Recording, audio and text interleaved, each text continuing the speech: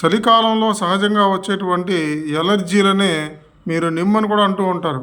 అవి దగ్గు, పొడి దగ్గు, ఆయాసం రావడం, పిల్లికోతలు రావడం, డొక్కలెగరేయడం, ముక్కులెమ్మడి నీళ్లు గారడం, కళ్ళంతా ఎర్రబడిపోవడం, ఇలాంటి ప్రాబ్లమ్స్తో పసిపిల్లల దగ్గర నుంచి పెద్దవాళ్ళు చాలామంది బాధపడుతూ ఉంటారు.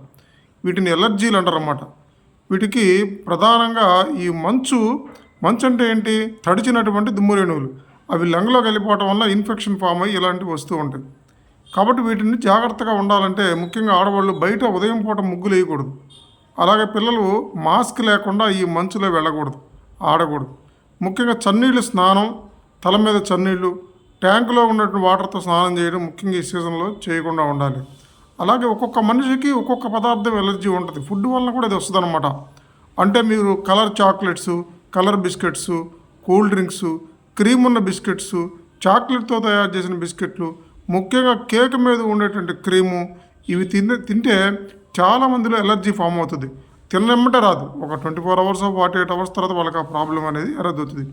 ఎవరికి ఏది తింటే ఈ ప్రాబ్లం ఎరేజ్ అయ్యింది అనేది మీరు ఒకసారి గమనించుకొని దాన్ని పూర్తిగా అవాయిడ్ చేయాలి.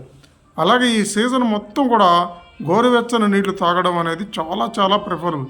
కేరళలో ఎవ్వరూ కూడా కూల్ వాటర్ తాగరు అసలు. మనం ఎవరైనా ఇంటికి వెళ్ళి మంచినీళ్ళు అడిగితే వాళ్ళకి 5 నిమిషాలకి వేడి చేసి తెచ్చి నీళ్ళు ఇస్తారు. హోటల్లో కూడా వేడి నీళ్ళు ఇస్తారు. ఎందుకంటే అది బిలో 30 డిగ్రీస్ 32 డిగ్రీస్ కన్నా ఉండదు అక్కడ. అందుకని వాళ్ళ జీవన విధానమే మార్చుకున్నారు.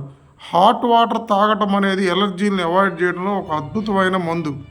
అలాగే డాక్టర్ ప్రిఫర్ చేసినట్టుగా ఇన్హేలర్స్, పీల్చే గొట్టాలుంటే అదేదో భయంకరమైన మందున అపోహలు వద్దు.